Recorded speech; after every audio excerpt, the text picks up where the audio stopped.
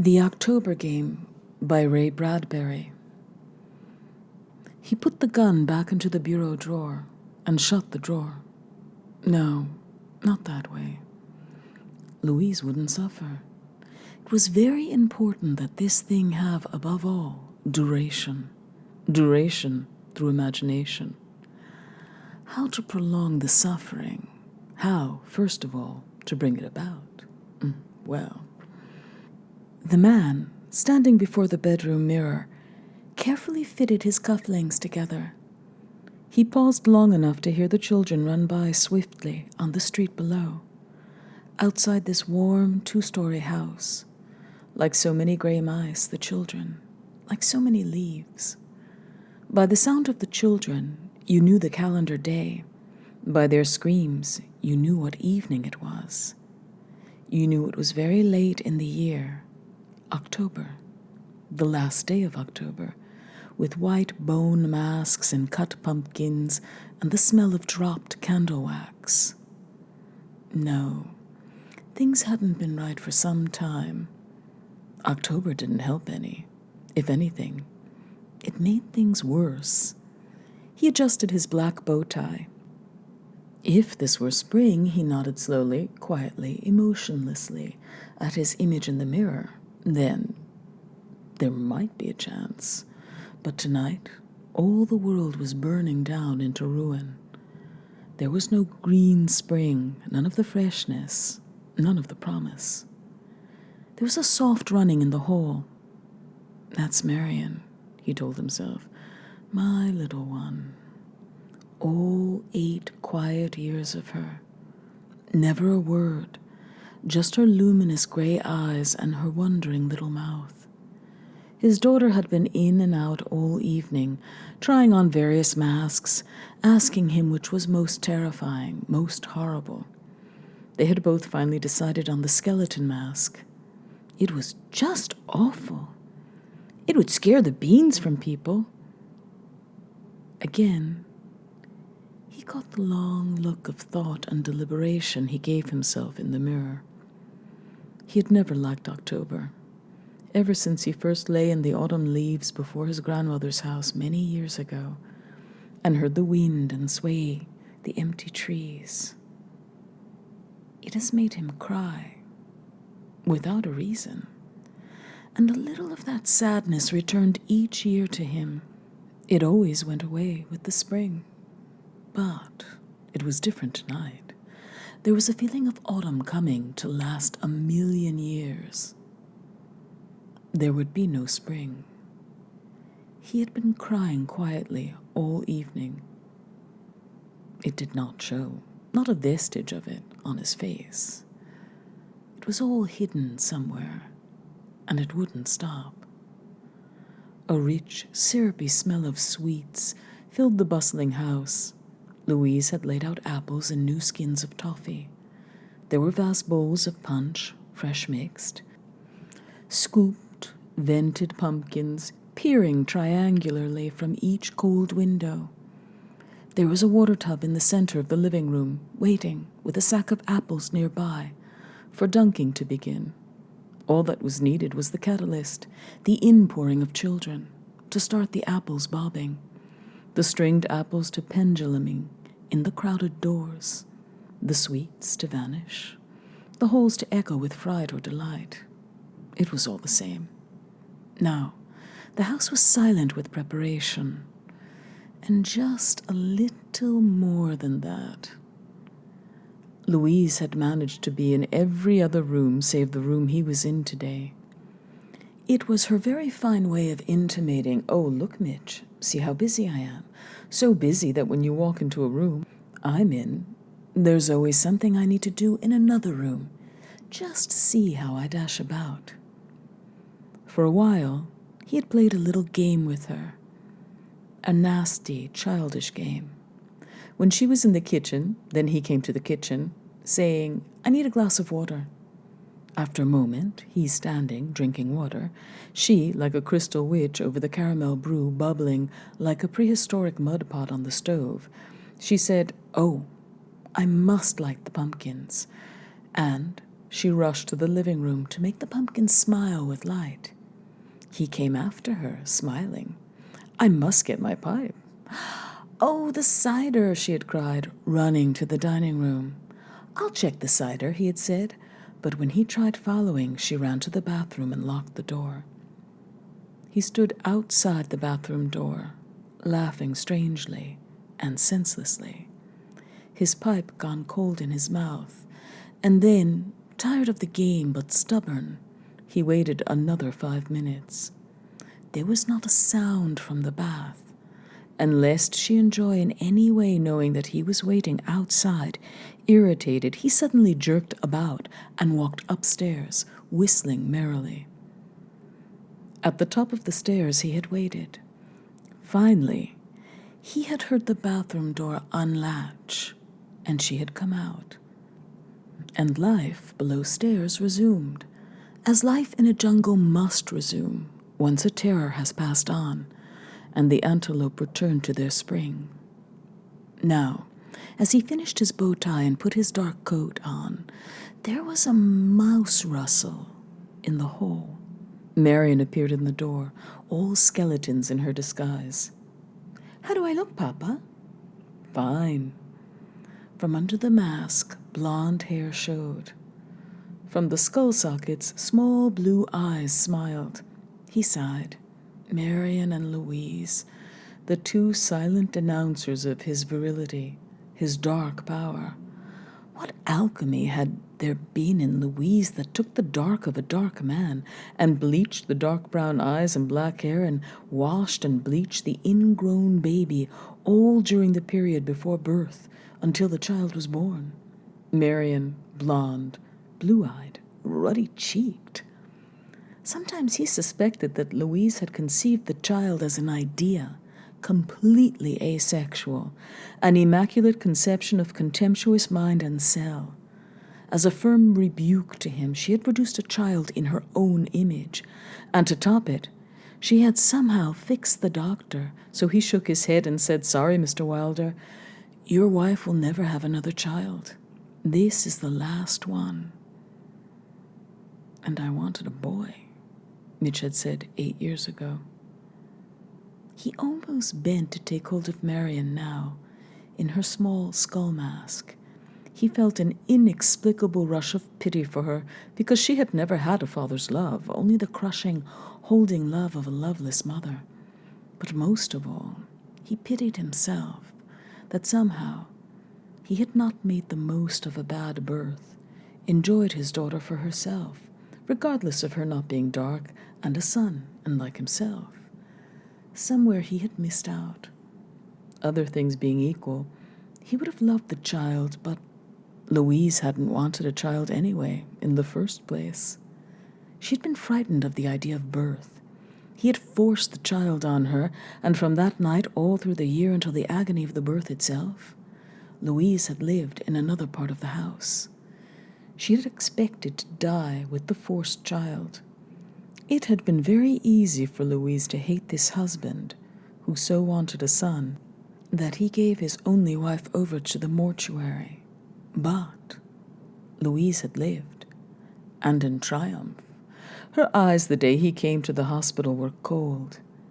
"I'm alive," they said, "and I have a blonde daughter. Just look." And when he had put out a hand to touch, the mother had turned away to conspire with her new pink daughter-child, away from that dark, forcing murderer. It had all been so beautifully ironic. His selfishness deserved it. But now, it was October again. There had been other Octobers, and when he thought of the long winter, he had been filled with horror year after year, to think of the endless months mortared into the house by an insane fall of snow, trapped with a woman and child, neither of whom loved him, for months on end. During the 8 years there had been respites. In spring and summer, you got out, walked, picnicked. There were desperate solutions to the desperate problem of the hated man.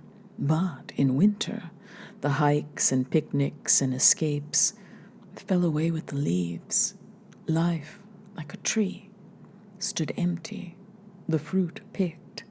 the sap run to earth.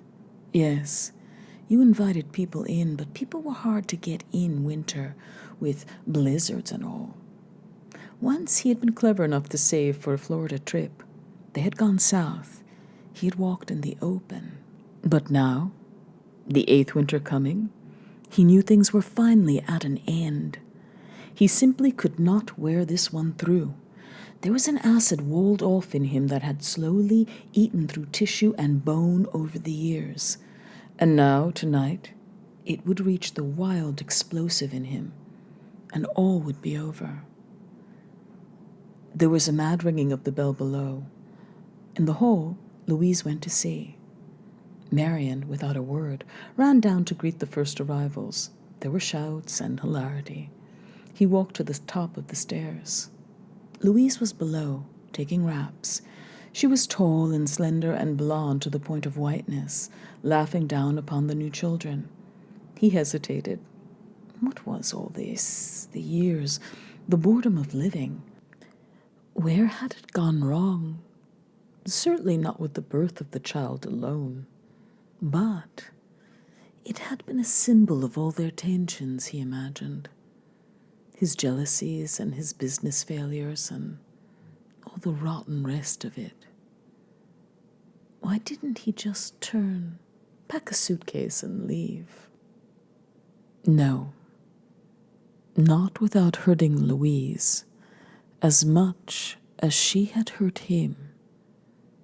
It was as simple as that. Divorce wouldn't hurt her at all. It would simply be an end to numb indecision. If he thought divorce would give her pleasure in any way, he would stay married the rest of his life to her. For damned spite. No. He must hurt her. Figure some way. Perhaps to take Marian away from her legally. Yes, that was it. That would hurt most of all. To take Marian away. Hello down there. He descended the stairs, beaming. Louise didn't look up. Hi, Mr. Wilder. The children shouted, waved as he came down. By 10 o'clock, the doorbell had stopped ringing. The apples were bitten from stringed doors. The pink faces were wiped dry from the apple bobbing. Napkins were smeared with toffee and punch, and he, the husband, with pleasant efficiency, had taken over. He took the party right out of Louise's hands. He ran about talking to the 20 children and the 12 parents who had come, and were happy with the special spiked cider he had fixed them. He supervised pin the tail on the donkey, spin the bottle, musical chairs, and all the rest, amid fits of shouting laughter. Then, in the triangular-eyed pumpkin shine, all house lights out, he cried, "Hush! Follow me," tiptoeing towards the cellar. The parents on the outer periphery of the costumed riot commented to each other, nodding at the clever husband, speaking to the lucky wife. How well he got on with the children, they said. The children crowded after the husband, squealing. "The cellar!" he cried. "The tomb of the witch!" More squealing. He made a mock shiver. "Abandon hope, all ye who enter here." The parents chuckled. One by one, the children slid down a slide which Mitch had fixed up from lengths of table section into the dark cellar. He hissed and shouted ghastly utterances after them. A wonderful wailing filled dark pumpkin-lighted house. Everybody talked at once. Everybody but Marian. She had gone through all the party with a minimum of sound or talk. It was all inside her. All the excitement and joy. What a little troll, he thought. With a shut mouth and shiny eyes, she had watched her own party, like so many serpentines thrown before her. Now the parents. With laughing reluctance, they slid down the short incline, uproarious, while little Marion stood by, always wanting to see it all, to be last. Louise went down without help. He moved to aid her, but she was gone even before he bent. The upper house was empty and silent. In the candle shine, Marion stood by the slide. "Here we go," he said, and picked her up. They sat in a vast circle in the cellar. Warmth came from the distant bulk of the furnace. The chairs stood in a long line along each wall. 20 squealing children, 12 rustling relatives, alternatively spaced, with Louise down at the far end. Mitch up at this end, near the stairs. He peered, but saw nothing. They had all grouped to their chairs, catch as you can in the blackness. The entire program from here on was to be enacted in the dark. He, as Mr. Interlocutor. There was a child scampering, a smell of damp cement, and the sound of the wind out in the October stars. "Now," cried the husband in the dark cellar, "quiet." Everybody settled. The room was black, not a light, not a shine, not a glint of an eye. A scraping of crockery, a metal rattle. "The witch is dead," intoned the husband. Said the children. "The witch is dead. She has been killed, and here is the knife she was killed with." He handed over the knife. It was passed from hand to hand, down and around the circle, with chuckles and little odd cries and comments from the adults. "The witch is dead, and this is her head," whispered the husband, and handed an item to the nearest person. "Oh, I know how this game is played," some child cried happily in the dark. "He gets some old chicken innards from the icebox and hands them around and says, 'These are her innards.' And he makes a clay head and passes it for her head, and passes a soup bone for her arm, and he takes a marble and says, 'This is her eye.' And he takes some corn and says, 'This is her teeth.' And he takes a sack of plum pudding and gives that and says, 'This is her stomach.' I know how this is played." "Hush! You'll spoil everything," some girl said. "The witch came to harm, and this is her arm," said Mitch. The items were passed and passed, like hot potatoes, around the circle. Some children screamed, wouldn't touch them. Some ran from their chairs to stand in the center of the cellar until the grisly items had passed. "Aw, it's only chicken insides," scoffed a boy. "Come back, Helen." Shot from hand to hand, with small scream after small scream, the items went down, down, to be followed by another and another.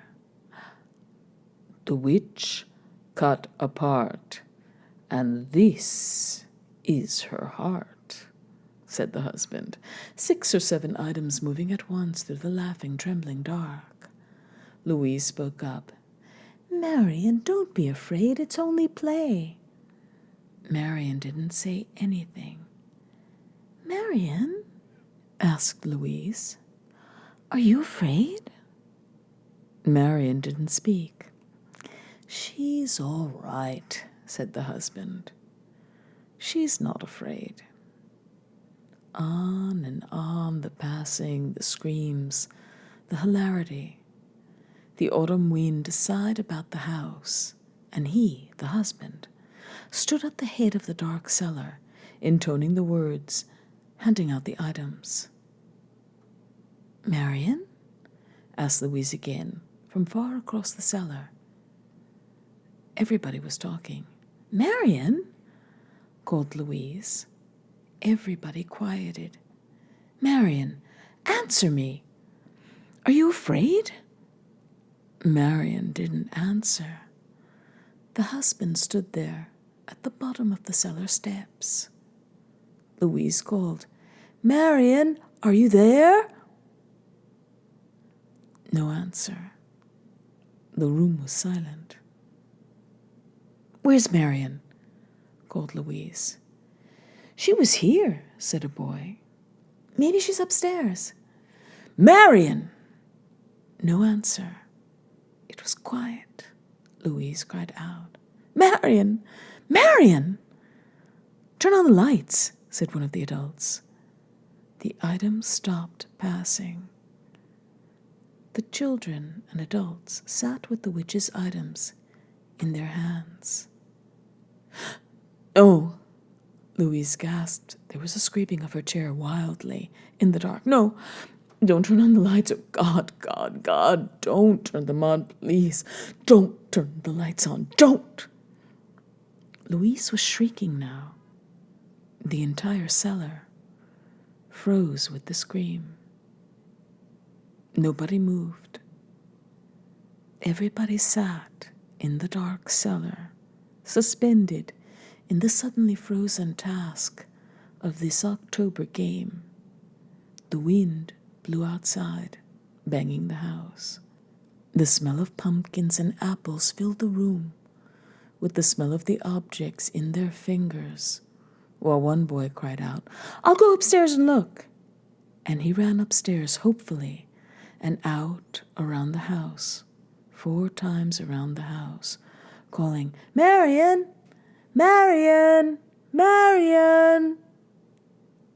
Over and over, and at last, coming slowly down the stairs into the waiting, breathing cellar, and saying to the darkness, I can't find her. Then some idiot turned on the lights.